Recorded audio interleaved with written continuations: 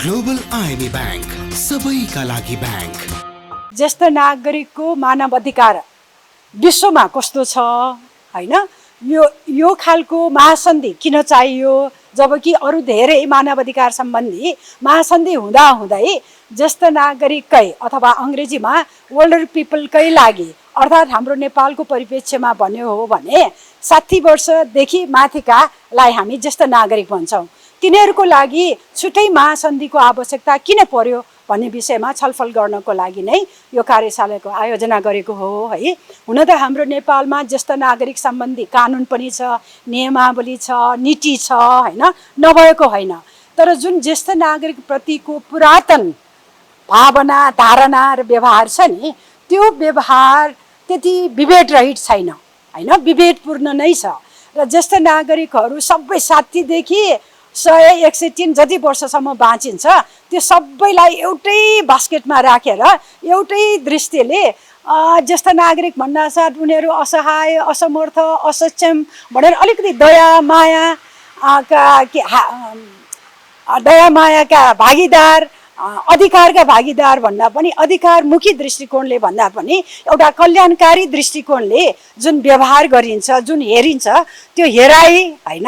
त्यो भनाइ र त्यो व्यवहारमा पनि परिवर्तन ल्याएर विभेदपूर्ण हैन, विभेद रहित र उनीहरूको अधिकारलाई अरू मानव अधिकार, अरूको अधिकार जस्तै उनीहरूको पनि मानव अधिकार चाहिँ महसुस गर्न, रियलाइज भन्छौँ नि हामी, त्यो गर्ने सुअवसर नेपालमा पनि दिनको लागि यो खालको कार्यक्रमको आयोजना गरेको हो। र हाम्रो नेपालमा यो विभेदपूर्ण नै छ हैन, किन भन्दाखेरि तपाईँ हामी सबैलाई थाहा छ, बुढाबुढी भनेपछि यत्रतत्र सम्पूर्ण कार्यहरूमा हाम्रो सहभागिता सुनिश्चित गरिएको पाइँदैन हैन। त्यस कारण सम्पूर्ण कार्यमा हाम्रो पनि सहभागिता जो जस्तो अवस्थामा छ त्यो अवस्था अनुसारको सहभागिता गर्ने कुराहरू सुनिश्चित होस्। किन भन्दाखेरि जसको पीडा जसले पीडा भयो, वेयरस नो वेयर द सु पिन्चेस भन्छ नि हैन, त्यसो भने जस्तै हाम्रो मुद्दा त हामीलाई थाहा छ नि, अनि त्यो मुद्दालाई सम्बोधन पनि उहाँहरूकै सहभागिताबाट गर्यो भने अझ राम्रो प्रभावकारी हुन्छ। I think that we are at a very interesting turning point in history. There's a demographic shift which is unprecedented, and globally we are seeing that the entire world is aging. For the first time in history, we saw that in 2018 there were more people over the age of 60 than there were children under the age of 5. In 2030, based on the population that is currently existing, there are projections that indicate that there will be more people over the age of 80 than there will be children under 1. The world is aging very rapidly and across the globe. We have Europe, which is already more than 20% of its population over the age of 65. In Asia, we feel that we are a young nation, we are a young continent. But the reality is that we have pockets. We have Japan, which is among the super aged society. We have China, Singapore, Malaysia, and some of the other countries that are in that category. But for the rest of Asia, we need to be aware that the Asia-Pacific continent is the world's most rapidly aging continent. What does it mean for us? It means that we already have a scenario where 1 in 2 people in the world is ageist, and 1 in 6 people in the world who are over the age of 65 are experiencing violence, abuse, and neglect. That's a significant amount of population that is experiencing human rights violations, and that's just the tip of the iceberg. If we unpack it, we see that there are massive underreporting of cases of violations against older persons for a myriad number of reasons. So clearly this is an issue that we need to do more work on. However, part of the challenge is what I refer to as 1 in 2 people are ageist, and ageism exists. It's pervasive across the world. We also have the scenario that we as governments and people are not collecting relevant data or disaggregating it on the basis of age. So older people all over the world remain invisible in policy. It's time now to rectify it, because on one hand we can be very proud of the fact that we have developed and we have progressed both science and many other areas of our life where we have advanced to such an extent that longevity is possible. But we really have to question whether this is a lifespan full of dignity and a fulfilled life, or is it lacking something? And if what evidence is showing us is that the invisibility of older persons is clearly creating a scenario where people are living longer, but not necessarily living happier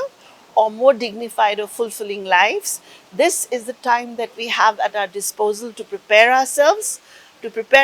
for the major demographic shift and make sure that we are able to ensure that no one is truly left behind anywhere in any corner of the world. The UN and the international community has been aware of this issue and has been working on it for more than 20 years.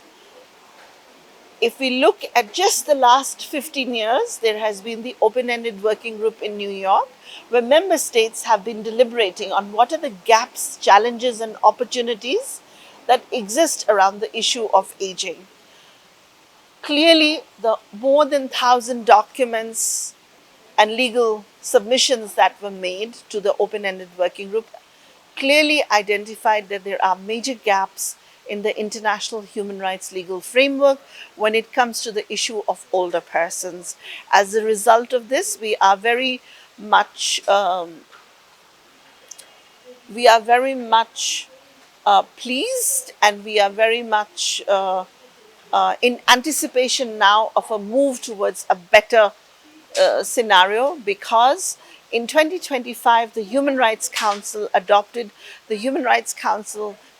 Resolution 58/13, which established the Intergovernmental Working Group tasked with elaborating a new legally binding instrument. Significantly, a comprehensive legally binding instrument that would ensure the protection of the rights of older persons in a meaningful manner.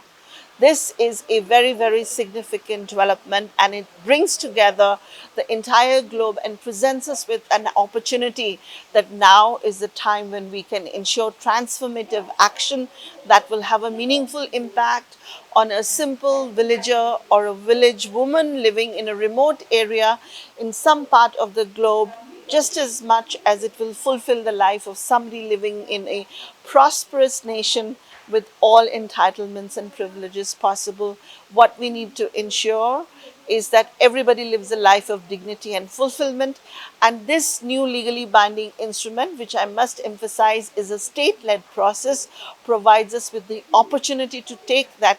bold and ambitious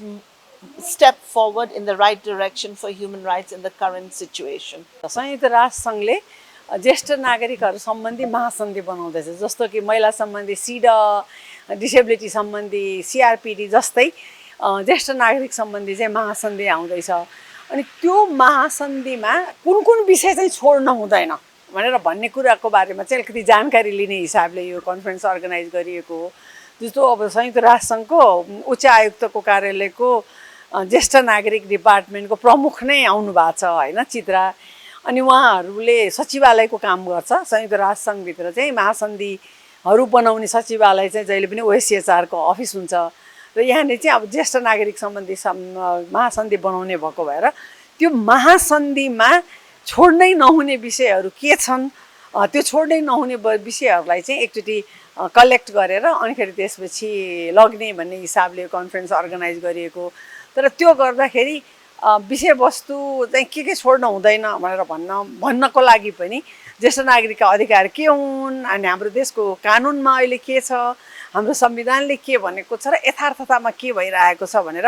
एउटा विश्लेषण गर्ने, अनिखेरि त्यसपछि त्यसको बारेमा जानकारी दिने र सबैजनासँग कुरा लिएर त्यसलाई चाहिँ संयुक्त राष्ट्रसङ्घको महासन्धिको लागि चाहिँ एउटा फिड गर्ने भन्ने उद्देश्यले चाहिँ यो कन्फरेन्स अर्गनाइज गरे हो। अब अहिले नै तपाईँले हेर्नुभयो भने मन्त्रालय नै पनि अब ज्येष्ठ नागरिक भन्ने मन्त्रालयमा थियो, यसपालि त निकालेको छ हैन। र अर्को अब हाम्रो लागि हामी के को लागि तयार हुनुपर्ने देखिन्छ भन्दाखेरि सन् 2030 पछि 60 वर्षभन्दा बढीको उमेर अर्थात् ज्येष्ठ नागरिक एकदमै छिटो भएको र त्यो जनसङ्ख्या बढी भएको देशमा नेपाल चाहिँ पहिलो देश हुनेवाला छ हगि हाम्रो जनसङ्ख्याको हाम्रो डेमोग्राफी चाहिँ एकदमै परिवर्तन हुँदैछ हामी अहिलेसम्म हाम्रो युवा पुस्ताहरू धेरै भएको भनेर हामीले भन्थ्यौँ भने अब हामी छिटै पुराना पुस्ता हुने भनेर भन्नेमा गएका छौँ अर्को कुरा अब अहिले हामीले एकदमै नयाँ पुस्ता सरकार छ सरकारमा आउनुपर्छ जेनजी आन्दोलनपछि आयो भनेर भनिरहेका छौँ त्यो एकदम ठिक हो तर त्यसले चाहिँ के पुरानो पुस्ताको या चाहिँ ज्येष्ठ नागरिकहरूको राजनीतिमा अधिकार छैन र या उनीहरूको राजनीतिको अधिकार खोसिने खालको वातावरण त बन्दै छैन किनभने त्यो भनेको चाहिँ एउटा उमेरवादसँग जोडिने विभेद पनि हो होइन त्यसैले हामीले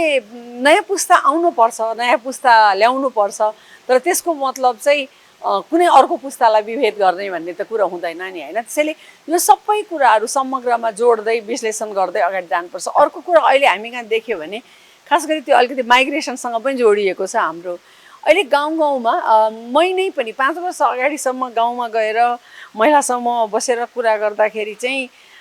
युवा पुस्ताका महिलाहरू भनौँ न बुहारी पुस्ताका महिलाहरू चाहिँ धेरै हिंसाको केस लिएर आउनुहुन्थ्यो अब अहिले ठ्याक्कै उल्टो हुन थालेको छ अहिले चाहिँ सासु पुस्ताको महिलाहरू चाहिँ हिंसाको केस लिएर ससुरा पुस्ताको हिंसाको केस लिएर आउन थाल्नु भएको छ त्यसले तर हामीले त हिंसा त कसैमा पनि होस् भन्ने त चाहेको होइन नि होइन त्यो के भइरहेछ भने आर्थिक अधिकार चाहिँ खस्किँदो भएपछि अनि त्यहाँनिर जसको हातमा बढ्ता आर्थिक अधिकार छ त्यसबाट चाहिँ हिंसा हुने खालको सम्भावनाहरू बढिएछ अर्को अब धेरै छोराछोरीहरू विदेश जाने भएर हामी कहाँ अहिले एक्लोपनको सङ्ख्याहरू पनि अलिकति बढ्न थालेको छ होइन अनि अब तपाईँले डिप्रेसनको केस हेर्नुहुन्छ भने पनि अब ज्येष्ठ नागरिकहरूमा डिप्रेसन सबैमा छ तर ज्येष्ठ नागरिकहरूमा पनि त्यो डिप्रेसन बढ्ने अल्जाइमर बढ्ने यो सबै कुराहरूलाई हेर्दाखेरि चाहिँ हामीले बेलैमा कस्तो खालको वातावरण निर्माण गर्यो भनेदेखि चाहिँ अब अहिले नै डरलाग्दो स्थिति भइसकेको छैन हाम्रो त्यसैले अहिलेदेखि नै अलिकति हामी सबैजना सचेत भएर एउटा सही किसिमको वातावरण निर्माण गर्न सक्यौँ भनेदेखि त हामी प्रिपेयर हुन्छौँ नि त